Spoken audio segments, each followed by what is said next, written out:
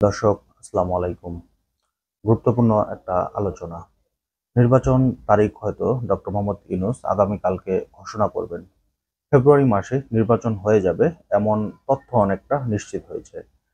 যদি বাংলাদেশে ব্যাপক কোনো ধরনের গ্যাঞ্জাম না হয় তাহলে সবকিছু উপেক্ষা করে ফেব্রুয়ারিতেই কিন্তু নির্বাচন হয়ে যাবে। এমনটাই খবর শোনা যাচ্ছে ইতিমধ্যে আশপাশ থেকে। নির্বাচনকে কেন্দ্র করে ইদানিং মানুষ কিন্তু কথাবার্তা বলা শুরু করেছে। অনেক মানুষ তাদের মন্তব্য প্রকাশ করছে। টিভি চ্যানেলগুলো কিন্তু এখন তৃণমূল পর্যায়ে গিয়েও মানুষের মতামত তুলে ধরে আসছেন। এছাড়া অনলাইনের মাধ্যমেও আমরা অনেক খবর পাচ্ছি যে আগামী নির্বাচনে আসলে বিএনপি যতটা সহজ মনে করেছিল ততটা সহজ হয়তো হবে না। কারণ বিএনপি যে কাজকর্মগুলো করছে ইতিমধ্যে কিন্তু মানুষ তাদের উপর আস্থা হারিয়ে ফেলেছে। তো সেজন্য এই জায়গাটা কিন্তু এখন দখল করে নিচ্ছে জামাতে ইসলাম। জামাতে ইসলামেরও ২-৪টা বিতর্কিত কর্মকাণ্ড রয়েছে। কিন্তু সবকিছু মিলায়ে কিন্তু বিএনপির থেকে কয়েক হাজার গুণ ভালো কাজকর্ম তারা পরিচালনা করছেন। বাংলাদেশের বেশ কয়েকটি টিভি চ্যানেল ইতিমধ্যে তারা কিন্তু ৬৪টা জেলাতেই গিয়ে সফর করেছে এবং সেখানে গিয়ে মানুষের মতামত নিয়ে এসেছে। সেই জায়গাগুলোতেও জামাতে ইসলাম কিন্তু আগের থেকে ব্যাপক অগ্রগতি দেখা দিয়েছে।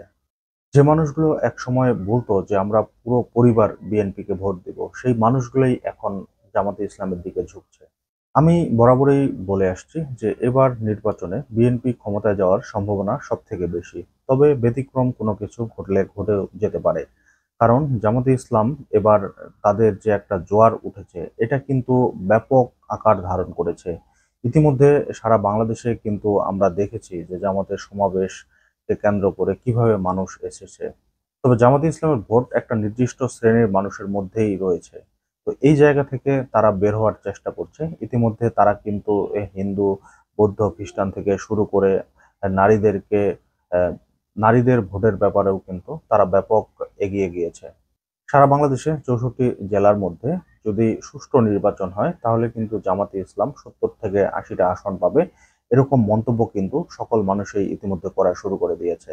বিএনপি হয়তো ১৫০ থেকে ২০০ আসন পাবে।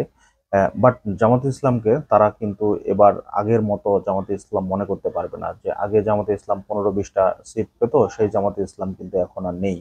সবথেকে মজার ব্যাপার হচ্ছে যে এবার যে নির্বাচনটি হবে এই নির্বাচনে তরুণ ভোটার রয়েছে ৪ কোটির উপরে। এই তরুণ ভোটারগুলোই কিন্তু মানুষের মুভমেন্ট চেঞ্জ করে দিবে, ভোটের মুভমেন্ট চেঞ্জ করে দিবে।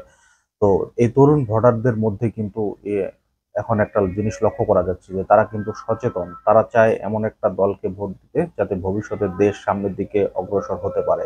বিএনপি যেভাবে রাজনীতি করছে এতে করে দেশ যে সামনের দিকে এগোবে না এটা কিছুটা ধারণা আমরা তাদের কাজকর্মের মধ্যে পাচ্ছি। তো এখন দেখার অপেক্ষায় সুষ্ঠু নির্বাচন হলেই আসলে বোঝা যাবে যে কোন দল কতগুলো আসন পাচ্ছে। তো দর্শক, আজকের মতো এই পর্যন্তই। আল্লাহ হাফেজ।